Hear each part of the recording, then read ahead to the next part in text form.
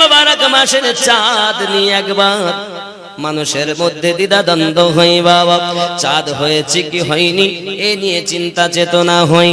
কিন্তু দেখা গেল আল্লাহর একজন ওলি বাবা আমার গাউসে পাক রাদিয়াল্লাহু তাআলা আনহু উম্মুল খায়র ফাতিমা রাদিয়াল্লাহু তাআলা আনহা, যে ফাতিমা উম্মুল খায়র ফাতিমা 18 পারা কোরআনের হাফেজ ছিলেন, হাফেজা ছিলেন।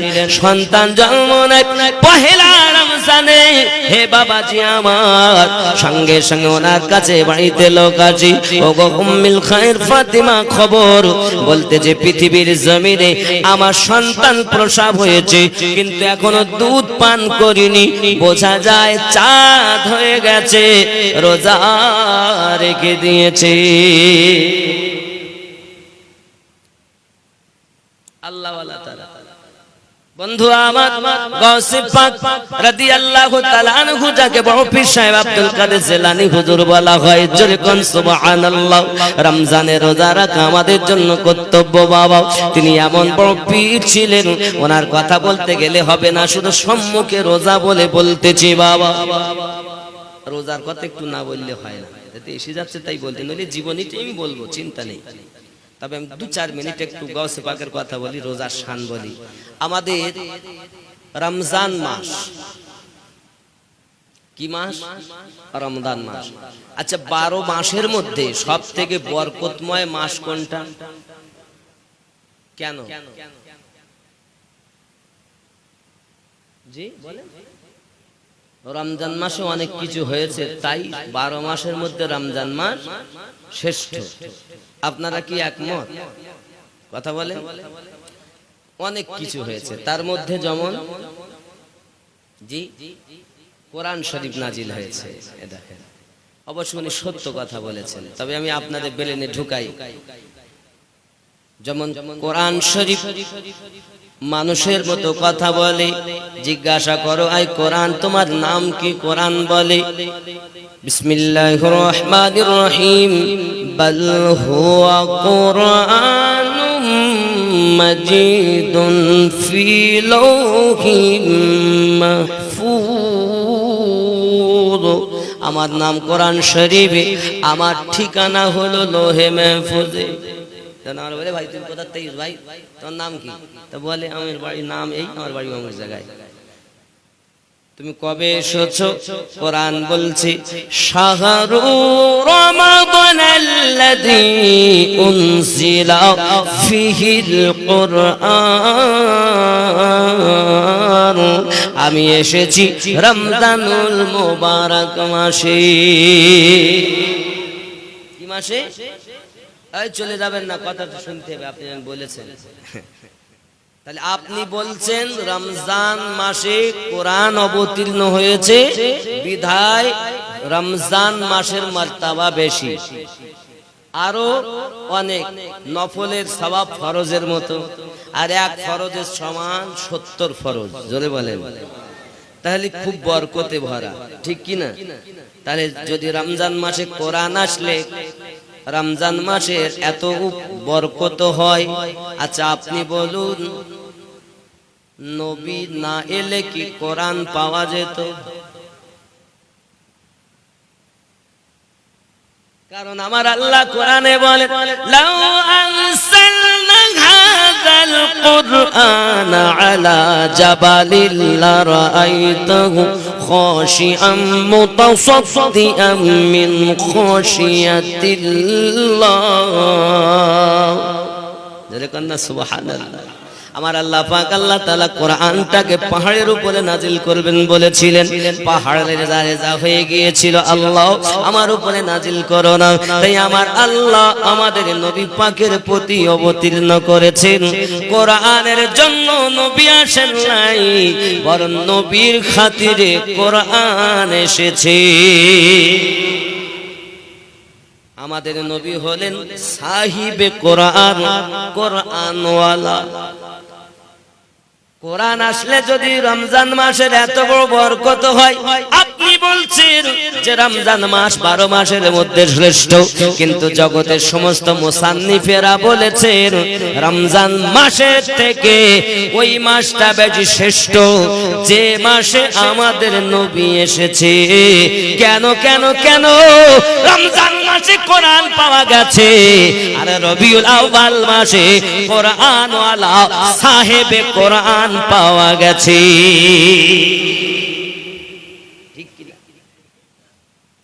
तो रमजान कुरान के लिए मर्यादा और रबीउल अव्वल मेरे सरकार के लिए मर्यादा। 12 মাসের মধ্যে সবথেকে বরকতে ভরা মাস মুসান্নিফেরা বলেছেন রমজান মাস নয়, রবিউল আউয়াল মাস। কোন মাস? কেন কেন? কারণটা তো আমি বলে দিলাম। কারণ হলো এই, রবিউল আউয়াল মাসে কোরআন ওয়ালা এসেছেন আর রমজান মাসে কোরআন এসেছে, তো কোরআনের থেকে কোরআন ওয়ালার দাম বেশি। জোরে বলেন, জোরে বলেন। কোরআন অন্য কিছু নয়, আমার নবীর জীবন শুরু থেকে শেষ পর্যন্তটাই হলো কোরআন। এই জন্য ওই কোরআন অবতীর্ণ হলে মাসের কথা বলছো, তো যে মাসে কোরআন ওয়ালা बोलना वाला कुरान, बोलता कुरान। ये जो किताब पढ़ছেন पृष्ठा लाइन लाइन, এটা হলো খামোশ কোরআন, আর আমার নবী হলেন বলতা কোরআন, জবান ওয়ালা কোরআন। এই চুপ থেকে প্রকাশ ওয়ালা কোরআনের মর্যাদা বেশি। এই জন্য উনি যে দিন এসেছেন, যে সময় এসেছেন, সময়ের দাম বেশি। যে মাসে এসেছেন, মাসের দাম বেশি। যে রোজে এসেছেন, যে বারে এসেছেন, ওই বারের দাম বেশি। জোরে বলেন, আরো জোরে বলুন। কারণ বোঝা গেল? তাহলে আজ থেকে যদি কেউ জিজ্ঞাসা করে 12 মাসের মধ্যে সম্মানিত মাস কোনটা, আপনারা বলবেন রবিউল আউয়াল মাস। কেন? রবিউল আউয়াল মাসে কোরআন ওয়ালা এসেছে, রমজান মাসে কোরআন এসেছে। এই কোরআন তুই কি সারা মাস ধরে আইছি? না না না। বিসমিল্লাহির রহমানির রহিম। ইন্না আনসালনাহু ফি লাইলাতিল কদর, নিশ্চয় আমি লাইলাতুল কদরের রাত্রিতে এসেছি। লাইলাতুল কদরি খায়রুম মিন আলফি শাহর, তোমরা কি জানো লাইলাতুল কদরটা কি? এক রাত হাজার মাসের থেকে উত্তম। জোরে কর। কদরওয়ালা রাত, তো কদরওয়ালা রাত মর্যাদা পেয়েছে নবীর খাতিরে। এজন্য পৃথিবীতে যাহা কিছু আছে সবার থেকে মর্যাদা আল্লাহ আমাদের নবীকে দিয়েছে। আরো জোরে বলে।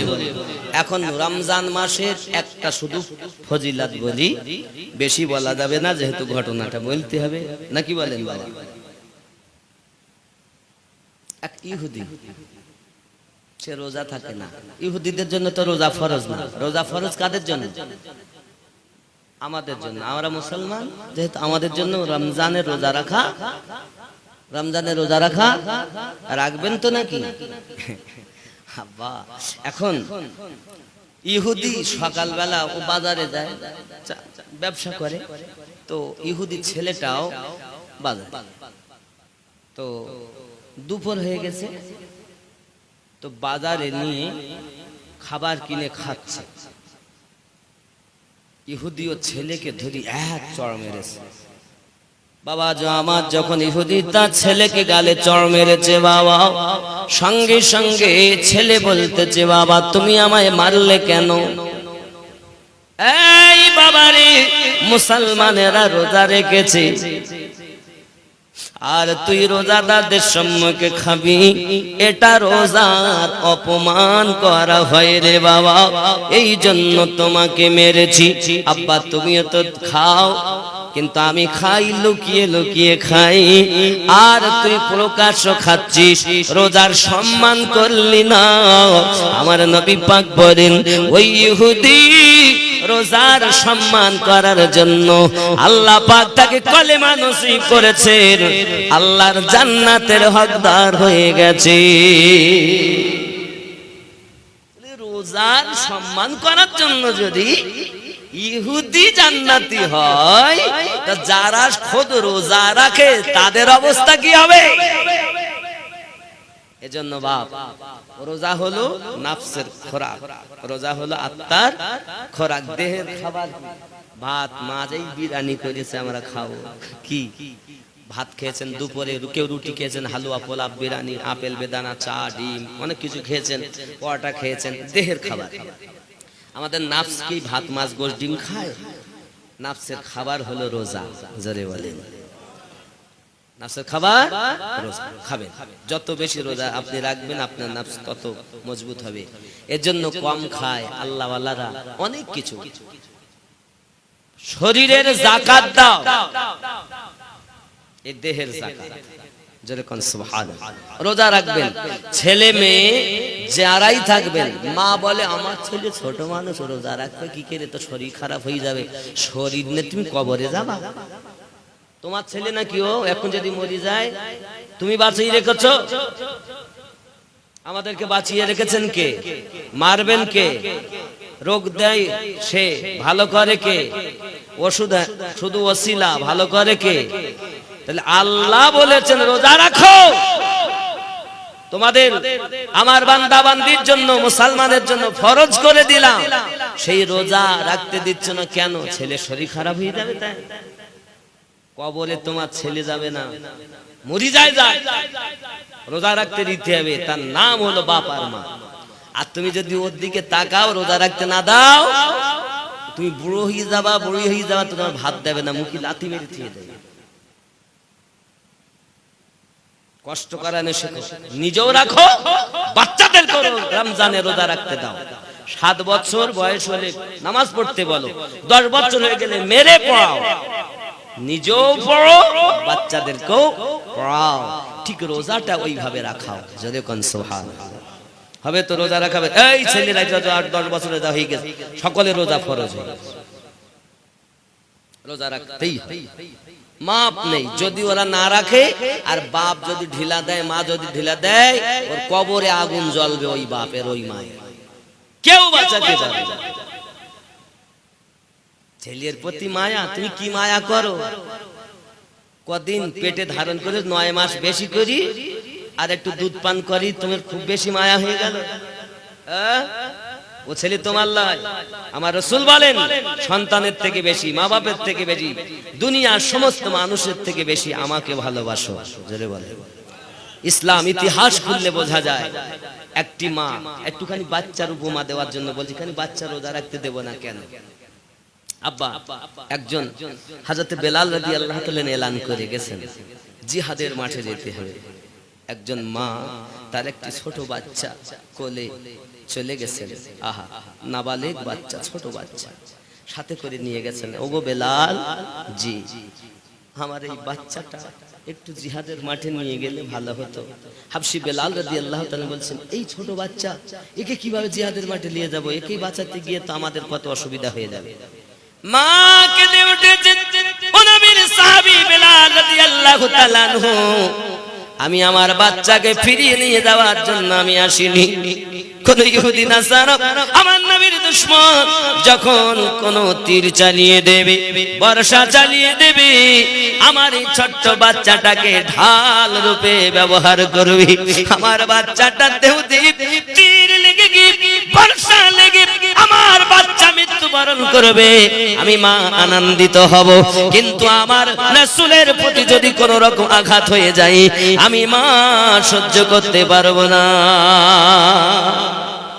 এর নাম হলো ইসলাম। তোমার সন্তান তোমার কবরে যাবে না, কবরে যদি যায় তো সে নবী দোজাহান যাবে। জোরে বলে। এজন্য আমি অনুরোধ করব, যারা যেসব বাপ এবং মা সন্তানের বাহানায় আপনি থাকতেছেন, খবরদার, এ বাহানা আপনাকে বাঁচাবে না। এদেরকে যত কষ্ট দিবেন এরা তত তৈরি হবে। ভিত মজবুত করার জন্য প্রথম শিক্ষক মা আর বাপ। জোরে বলে। দেখবেন এখন ছেলেরা শুধু মোবাইল পাগল। শিক্ষা দিতে হবে নিজেদেরকে। ওরাম সন্তান বাঁচার থেকে মরে যাওয়া ভালো, যে কোরআন হাদিস মোতাবেক চলবে। সন্তান দেবে আল্লাহ, নেবে আল্লাহ। যদি নেককার না হয়, বদকার হয়। বাপ আর মা নিজে ভালো হলে সন্তান ভালো হওয়া গ্যারান্টি রাসূলে পাক দিয়েছেন। জোরে বলে মা তার ভালোবাসা আর আল্লাহর ভালোবাসা তার বান্দা বান্দির প্রতি। ছোট্ট করে বলি, আচ্ছা এই সমুদ্রে যদি আপনি আঙুল ডুবান, নদীতে যদি আঙুল ডুবান, এই আপনার আঙুলে কতটা পানি উঠবে? 1-2 ফোঁটা, তার বেশি উঠবে না। এই 1-2 ফোঁটা পানির পরিমাণ ভালোবাসা হলো আপনার সন্তানের প্রতি। বাপ মা ভালোবাসে তার সন্তানকে 1-2 ফোঁটা পরিমাণ। আর অতল সমুদ্রে যত পানি, এত ভালোবাসা আল্লাহ তার বান্দার প্রতি। তাই তো ভুল করি, মিথ্যা কথা বলি। দেখেন আমরা কত পাপ করেছি, মানুষকে লুকিয়ে করেছি। আপন আপন পাপ করেননি বাবা? সমস্ত পাপগুলো আল্লাহ লুকিয়ে রেখে মানুষের কাছে আমাদেরকে সম্মানিত করে রেখেছেন কে? আল্লাহ। হে বাবা, সেই আমরা যদি কারো পাপ দেখতে পাই তা সঙ্গে সঙ্গে লোকের কাছে পরিচয় করি, কিন্তু আমার আল্লাহ কত দয়ালু। তাকে ডাকি না তাও খেতে দেয়, তাকে ডাকি না তাও ঘুম দেয়, সব আল্লাহ পাকের দয়া। এজন্য সেই আল্লাহ যখন আপনার কোলে বাচ্চা দিয়েছে, এই মায়া কিসের? সেই নেবে। সে যদি বাঁচায় তাহলে বাঁচবে, সে যদি মারে দুনিয়ার কেউ রাখতে পারবে না। যেটা শরীয়তের বিধান সেটা বাপকেও মানতে হবে, মাকেও মানতে হবে, এবং বাচ্চাগুলোকে নামাজি বানাতে হবে। জোরে বলো। তাহলে রোজা রাখার জন্য তাগিদ করলাম, রাখবে। আল্লাহ এবছর এরা যারা জালসা দিতে শুনতে গিয়েছে, এরা যদি রোজা না রাখে, আল্লাহ এদের ঘরে গজব দিও। নাকি গজবের দোয়া করি না আমি, তবে এদেরকে বলবো আল্লাহ তুমি এদেরকে রোজা রাখার তৌফিক দান করো। জোরে বলেন আমিন। আরো জোরে বলেন আমিন। আল্লাহ হয়তো আমি আপনাদেরকে দেখতে পেশাদ দিচ্ছিলাম না, আমি পেশাদ দেই কি? আল্লাহ তো দিয়ে দিয়েছেন। তবে আল্লাহর রাসূল জানিয়েছেন যদি কেউ রোজা না রাখে আল্লাহ রহমত থেকে বঞ্চিত হয়। বলেন রহমত যখন বর্ষণ হয় না, তার মানে কি? আল্লাহ গজব হয়। ঠিক কি না? এজন্য আমি বলি আল্লাহ পাক, আল্লাহ তাআলা আমাদেরকে গজব দিও না, কারণ তোমার নবী দোয়া করেছেন আল্লাহ আমার উম্মতের প্রতি গজব দিও না, আল্লাহ তাদের প্রতি রহমত বর্ষণ করো। এই জন্য আমরা নবীর উম্মত, আমরাও দোয়া করি আল্লাহ রোজা রাখার তৌফিক দাও, বালা মুসিবত দূর করে দাও, রুজিতে বরকত দাও, তোমার নবীর পাগল বানিয়ে নাও। জোরে বলেন আমিন। রোজা রাখবেন তো? বলুন ইনশাআল্লাহ। রাখবেন তো? আরো জোরে বলেন। এই বাচ্চাগুলোকে রাখাবেন। 10 বছর হয়ে গেলে আর বলো মাপ নেই, রাখাতেই হবে। আল্লাহ আমাদের সকলকে বেশি বেশি করে আমল করার তৌফিক দান করুন। আরো জোরে বলুন আমিন। নবীজির গোলামের কোনো চিন্তা নাই, চলো নবীজির জান্নাতে মদিনাতে যাই, চলো নবীজির জান্নাতে একটু সবাই মিলে আমার সঙ্গে বলুন, চলো নবীজির জান্নাতে মদিনা। কে কে যাবে মদিনা?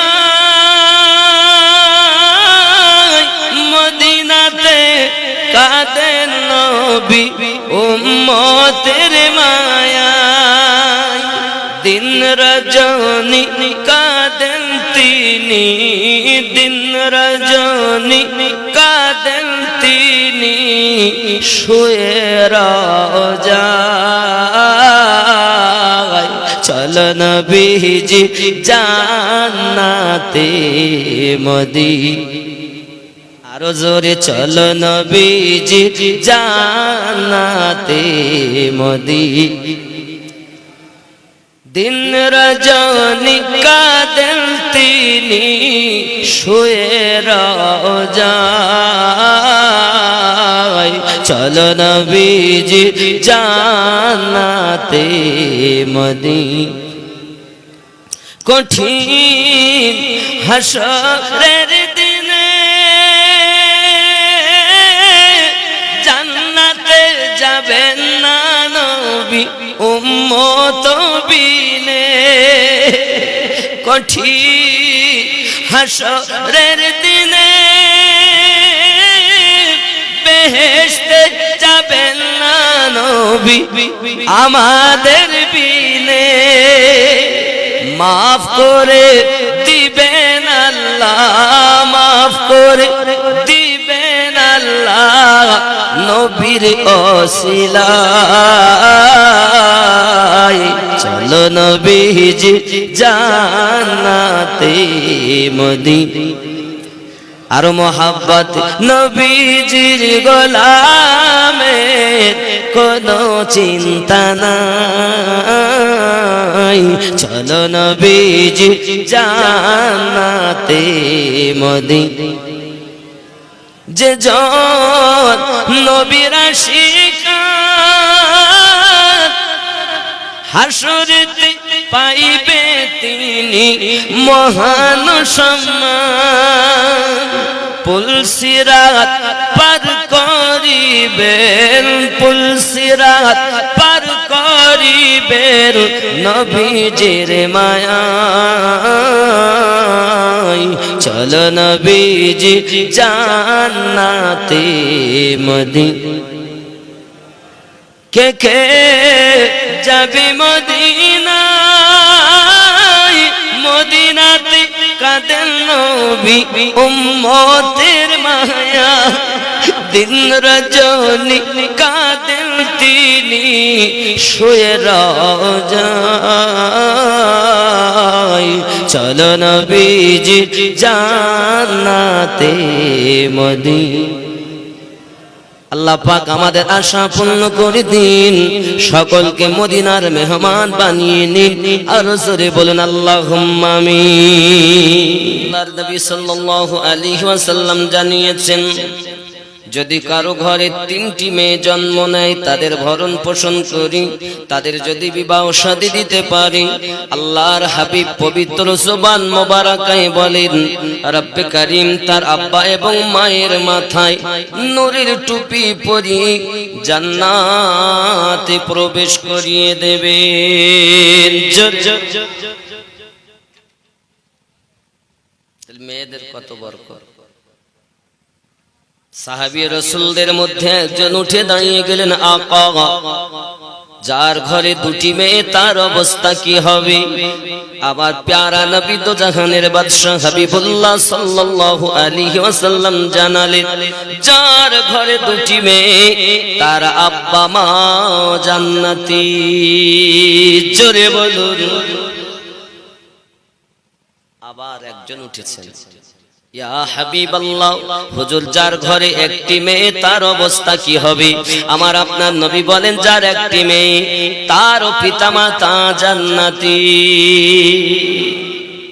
বাবা আমার সোনা মানিকেরা मांगने का सलीका तो देखो एजन्न सरकार आला हजरत लिखते हैं कौन देता है देने को मुँह चाहिए देने वाला है सच्चा हमारा नबी जुर्कन सुबहान अल्लाह साहबे रसूलদের মধ্যে আবার একজন উঠে দাঁড়িয়ে গেলেন হুজুর যার ঘরে কোনো মেয়ে নাই যায় দিতে পারিনি মেয়ের মা হতে পারিনি মেয়ের বাপ হতে পারিনি তার অবস্থাটা কি হবে আপনার আমার নবী বললেন যার ঘরে কোনো মেয়ে নেই কিন্তু খালি মেয়ের আশাবাদী আছে আল্লাহ আপনি যদি একটি মেয়ে দিতেন আল্লাহ আমার ঘরে যদি একটি মেয়ে দিতেন এই করে করে তারা মারা গেছে আমি নবী বলি কাল হাসরের মাঠে আমি নবী তার সেই পিতা মাতাকেও জান্নাতে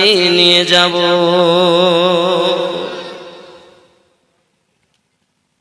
তাহলে যার ঘরে মেয়ে তারা চায় ছেলে যার ঘরে ছেলে তারা চায় মেয়ে ওরে আমার সোনা মানিকেরা খুব ভালো করে বুঝুন এই রূপ ভাবে বাসরা নগরে একটি পরিবারে আব্বা আমার স্ত্রীর নাম হলো মাহফুল আর স্বামীর নাম হলো ইসমাইল বাবা আমার বড় গরিব মানুষ তাদের ঘরে এক এক করে আল্লাহ তিনটি কন্যা দিয়েছেন জোরে বলুন সুবহানাল্লাহ কটা কটা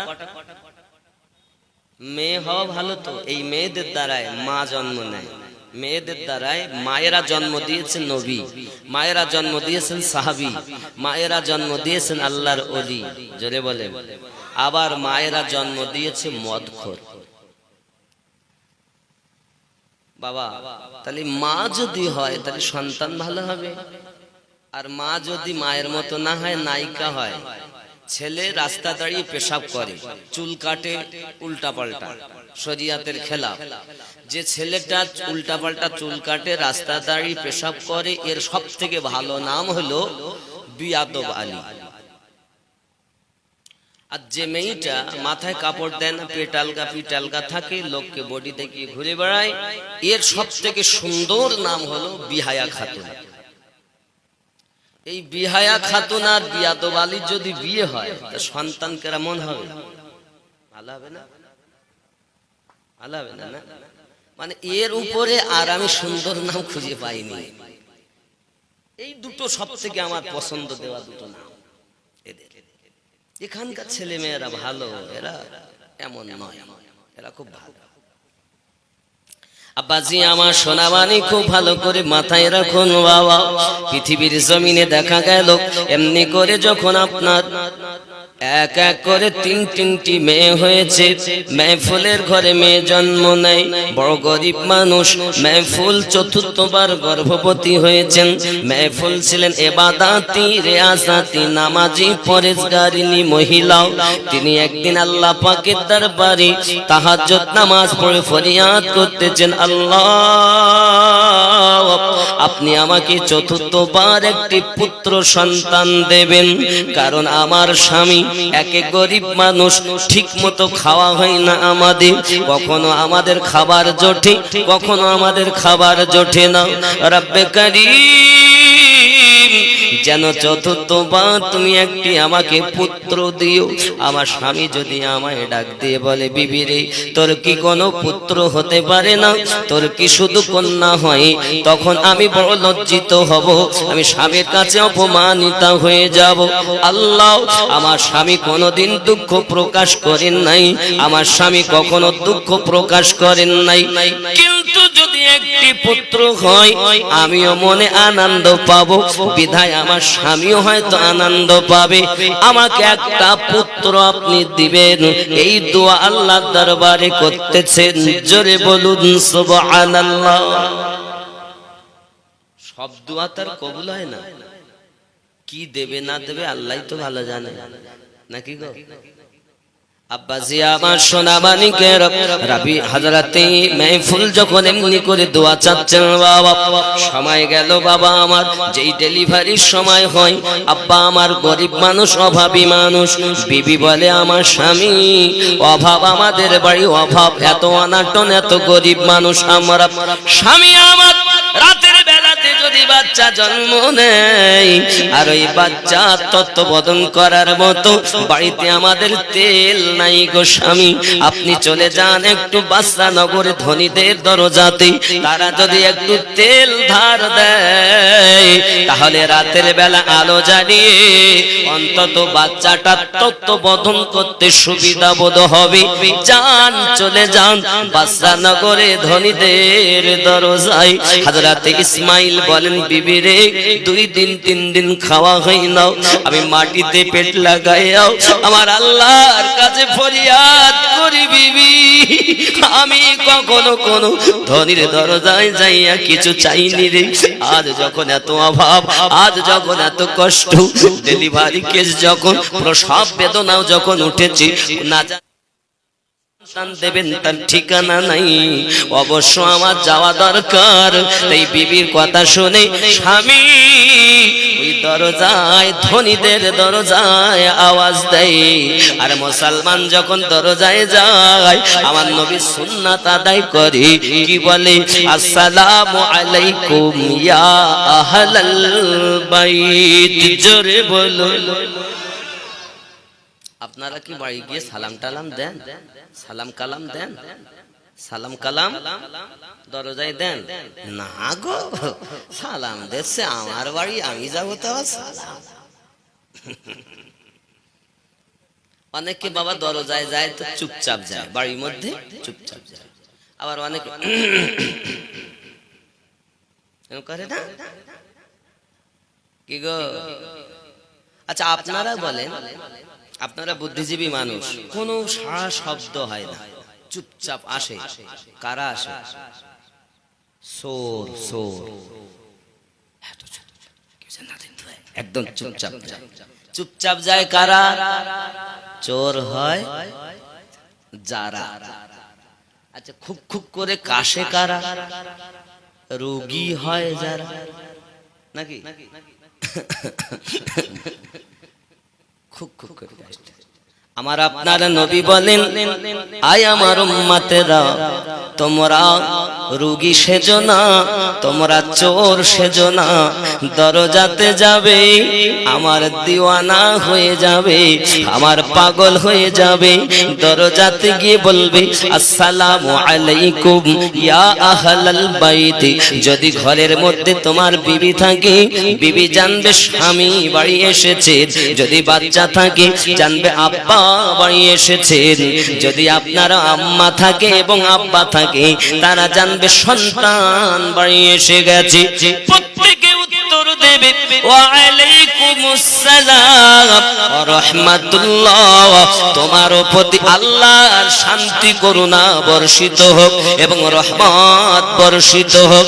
আমার নবী বলেন, যে বাড়িতে 20 বার যাওয়া এবং আসাতে দরজাতে সালাম আদান প্রদান হয়, আমার আল্লাহর রহমতের আলোচনা হয়, আমার আল্লাহ ওই ঘরে রহমত বর্ষণ না করে থাকতে পারে না। জোরে বলো। আজ থেকে সালাম দেওয়া লাগবে তো, দেবেন তো নাকি? সালাম আপনার তো সালাম দেন না তো। আমার বাড়িতে সালাম দেন, আজ থেকে সালাম দেবেন। হুজুর বাড়ি যাব, ছেলে মেয়ে বিবি বাচ্চা থাকলে, মা বাপ থাকলে নাই তো সালাম দেব। কিন্তু কেউ যদি বাড়ি না থাকে, দরজায় তালা মারা, তালা খুললাম আমি, তখন কি হবে? আমার নবী বলেন, যখন বাড়ি কেউ না থাকবে, তুমি যখন ঢুকবে দরজা খুলে, তবুও সালাম দেবে। কেন? মুমিনের বাড়িতে আল্লাহর ফেরেশতারা ডিউটি দেয়। কারা দেয়? কারা দেয়? ফেরেশতারা দেয়, ঠিক না? তাহলে কেউ থাকলেও দিতে হবে, না থাকলেও হবে তো নাকি? আসসালামু আলাইকুম ইয়া আহলাল বাইত। কই আপনারা বলেন তো, আসসালামু আলাইকুম ইয়া আহলাল বাইত। আল্লাহর রহমত তোমাদের প্রতি বর্ষিত হোক। ঘরওয়ালারা, কথা বুঝতে পেরেছেন? যারা বাড়ি বসবাস করে তাদের প্রতি বলা হচ্ছে। আরো জোরে বলুন, আমার কথা কি বোঝা যাচ্ছে? আব্বাজি আমার ইসমাইল যখন সালাম দিলেন, বাবা সালাম দেওয়ার পরে বাড়ি থেকে দরজাটা ভিতর থেকে খোলা হয়েছে। ধনী ব্যক্তি বাইরের দিকে তাকিয়ে দেখে কে দাঁড়িয়ে আছে? একজন গরিব, নাম তার ইসমাইল। আর যত ধনী ব্যক্তি আছে দেখবেন, গরিবদেরকে সব সময় চেপে রাখতে চায়।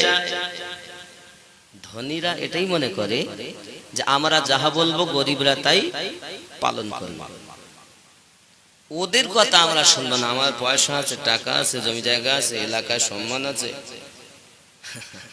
বাবা সব সময় গরিবদেরকে আঘাত করে ধনীরা। এ গরিব মানুষ কি করবে? চুপচাপ। এমন সময় ধনী ব্যক্তি যখন দেখলো দরজা ইসমাইল, এমন সময় ডাক দেয়, ভাইজান আমি আপনার দ্বারস্থ হয়েছি একটি মাত্র কারণ, আমার বিবি ডেলিভারি কেস, আমার বিবির বাচ্চা প্রসব হতে পারে রাতের বেলা, কিন্তু আলো জ্বালানোর মতো তেল আমার ঘরে মজুদ নাই। ওগো ভাইজান, যদি একটু তেল আমাকে ধার দেন, আমার তত্ত্ববধান বাচ্চার হয়ে গেলে আল্লাহ পাক আমায় দয়া করলে আমি আপনার ঋণ পরিশোধ করে যাব। ভাই একটু তেল আমায় ধার দিয়ে দেন। ধনী ব্যক্তি বলে, একে যদি তেল ধার দেই এ আমায় দিতে পারবে না। আপনি বিপদে পড়ে গেছেন, আপনাকে আপনার কাছে আপনি যদি যান কোন ধনীর দরজায়, ভাই আমাকে 5,000 টাকা দেন, ধার দেন, বলে ধার হবে না, তবে 10,000 টাকা সুদে দেন, বলে কখন লিবি বল। এখানকার লোকজন ভালো, এরা সুদ খায় না, দেয় না। বাবা অনেক জায়গায় আছে, এদের মনে আর মায়া দয়া নাই, এরা শুধু অত্যাচার করে বাবা। আর এটাই হলো নবী পাকের শিক্ষা, জুলুম জুলুম জুলুম, দয়া মায়া থাকবে না কিয়ামতের আগে। আপনি খেয়াল করে দেখুন, এখন আর মানুষের মধ্যে দয়া মায়া নাই। বিপদে পড়লে আপনাকে কিভাবে শায়েস্তা করা যায়, এটাই হলো এক মানুষ আর এক মানুষের সঙ্গে ব্যবহার করে। কিন্তু আমার নবী বলেন না না না না, এক মুসলিম আর এক মুসলিমের বিপদে সাহায্য করবে, এটাই আমি নবী শিক্ষা দিলাম।